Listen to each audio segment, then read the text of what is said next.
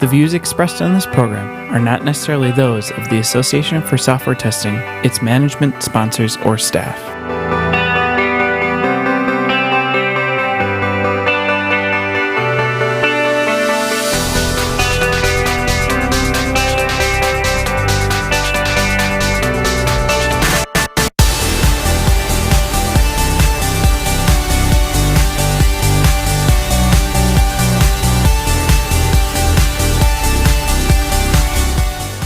So let's cut right to the chase, Rob. We want your notes on the keynotes. Where do we start? Well, you got to start with, first of all, who did the keynote, right? That's a good place to start. It's a great place to start. And you're hitting me hard here because I love and respect Ajay so much, but I can't pronounce his last name. Anyone? I struggle with it too, so I'm not going to beat it up. It begins with a B. Yeah. Ajay B. He did a keynote this morning called the future of testing is here. And his conclusion was the future of testing is here. But when he started the talk, it was the future. So at the end of the talk, it was here. His talk was centered a lot on his experiences, and he presented in a style that I thought was a rather smooth delivery, a little bit too slick for a cast conference. So you think? Be careful about that. It was well done, though. It was I did smooth. see a couple of people on Twitter that were jealous of his pace. Yeah. He had a very measured pace. Oh yes, he had rehearsed some of the timing on that. It was pretty good. The thing I loved, of course, is he does the same sort of trick that I try to do. Is that okay? Look, if you got better things to do, here's in the first 2 minutes. Here's everything that I'm going to tell you, and I'm going to tell you this. Then I told you this, and that's what I told you. And if you really want to hear me, we'll stay, but otherwise leave. And I don't think there's more than a couple of people who actually took him up on that. I think, but we added a couple along the way. That's right. It evened out. So Ajay's journey has been pretty interesting, and he's young, so he claims his testing started in the early 2000s or 2006-ish, something like that. And he said it was a 17-year journey. Yeah, he talked about some of the things he achieved along the way, and for some reason, when he was 9-year-old, he won an eloquence speaking competition of some sort. And this led him to set up some sort of a lifetime goal to do a keynote speech at a big international conference. And so just by simply using your imagination and pretending that CAST is a big international conference, he's achieved that goal. And it's pretty cool. He said it, not me. Right. CAST really is this big international conference. We are now an international conference. It's official. That's it. We'll take it. Yeah. That's it. So I think he walked through a few dimensions of testing and said a couple of things. Some things I thought were practical, some were pragmatic. Definitely all of them tied to context and context-driven thinking. And he gave people advice about all sorts of things. For example, he gave people advice on learning. And he talked about different styles of learning, and he went through some academic learning, some online learning, coaching, and then he talked about participative learning. He was encouraging people to participate in things. One of the things I caught a lot of was this weekend testing. Yes, very involved with the weekend testing. And it's not only involved in it, but he tried to, I think, share with us how that could help people advance in testing. And you're sort of listening to him, why are you talking about these things when your theme is the future of testing? And of course, this is how you sort of make your future. And that's what he was sort of pushing at. And he tied back to that all the way through. And it was really a sort of nice rhetorical push through the content that he used there. I loved to hear about some of the things that he talked about, resources that I had no idea even existed, and apparently I've contributed to them, but I just didn't know they existed. Many years of contributing. Well, so also that's what they did with that stuff. Now we know. But he did things about learning that were very, very simple but very profound. And one of the takeaways from his keynote has to be that you learn by sharing. and Yes. the sharing of experiences, the first person sharing of experiences, the whole ER stuff, the experience report stuff. Right. And you know that I'm passionate Yes. advocate of that style. And he showed many, many cases where just by doing that and turning that into coaching and turning that into sort of things was great. He also really, really gave clear, crisp examples of goal-oriented thinking and action towards achieving a goal. And it's really neat to sort of think how many people don't do that sort of introspective studies and what is my goal, and then can I achieve it, and what is the next thing to do. And I loved his quote. He said, if you want to double your income, you have to triple your learning. Yeah, that's right. The triple the learning thing. Yeah. Well, and then he also got into this idea that learning is a constant enterprise, that you're never going to stop learning, and it's just this ongoing thing, and that there's no really quick and easy way to do it. Mm-hmm. That's right. Hard work, right? He talked about that a lot.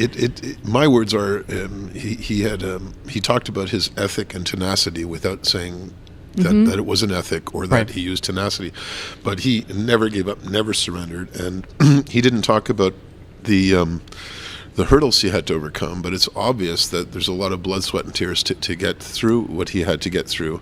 And he took some examples and just showed us how to take things and turn them around and take a nasty, awful thing and turn it into something wonderful. And I think we all can learn from that. And I'll just pick one of them, for example. His story about the what would you call it, the ISTQB training online course, which was some colleagues of his. I think in the end he said it was a friend, but at the beginning it was a colleague that was offering this, and he jumped in there and was really angry. He describes the story as beautiful, and he sort of jumps in and says, this evil, nasty thing happened, and I got really ticked off, and I knew this person, and I went to him and said, what are you doing that for? That's a nasty, evil thing. You're going to set back the world of testing by 2 centuries and stuff like that. And then the guy went to him and said, well, what are you doing that's better? Right. Then, of course, Ajay said, well, I don't know. And then I don't. And so you got a good point there.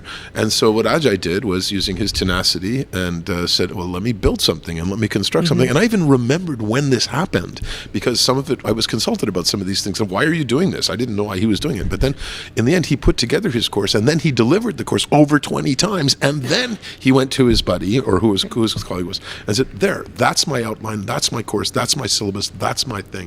And it's free. Right. And his buddy, who was the ISTQB, thinks, oh, well, yeah, that is better. I wish more people would take that lesson. What a story. Yeah. What a wonderful story. Do something. And that was, for me, the essence of his message. Active learning, active participation, active building. He went further than that. Right. I don't know. I think he's. You can tell he's young because he sort of got a bit ticked off with us jamming about 4 schools of testing. Right. No. The 4 schools of testing was something that was published first by Brett Petticord, and it's beautiful, beautiful work.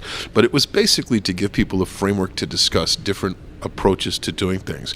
It wasn't actually to say that everybody's in one of these pigeonholes or one of these boxes. Yeah, right. Although maybe they Some are. people use it that way, though. But yes, absolutely. Many people, I would say. There's a whole intent at the beginning. Yes. It's nothing to do with what it's used for. Anybody who draws 4 quadrants, immediately everything has to fit into a quadrant. And Nothing ever goes on the line, right? No.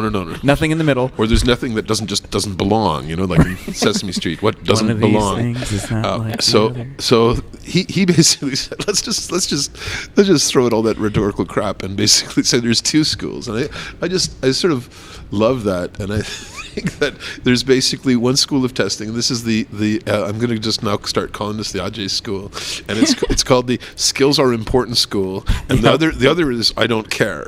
So, and that, though, if you looked at that, how simple is that? Yeah. The skills are important school of testing. I mean, fantastic. So I think that was bold for him to do that, but he came. That's close to the end of his talk. I think it was good. He then went into a philosophical tone, and he talked about dreams, and he asked us all to sort of do some sort of participative exercise, saying, "Hey, your dreams are going to come true," and blah blah blah. I don't know about that fluff. I think Ajay's tone. Rob deals in harsh realities. Well, we don't deal in dreams. No, I can start quantifying fluff. I think that it was nice for him to touch those dimensions and to touch that and be so darn practical. So if you walked out of that talk, you you have saw in that talks, learned of at least a half a dozen fantastic resources Yes. to become a better tester. Hopefully you walked out of that with a real clear idea that what you're doing is important, and forget all this weirdness. Skills matter. Right. You know, Yep. and learn skills, and then learn how to learn skills. He even ended with that. He said, hard work and skills is the secret. And I don't know how much of a secret it is, but it might be the secret to his success. Well, we had, I don't know. There's the secret to success, and what he's advising us to do sort of is work hard, Yep. and skills matter. Can we get into open season? Sure. So, Yeah. Absolutely. so because it's a cast thing, we have to talk Right. a little bit about open season. Got a couple of minutes. So there was, I think, a couple of things in open season that sort of surprised me. And one of the things was the incredible amount of people were concerned about ISO standards, and how do you deal with the rhetoric of that.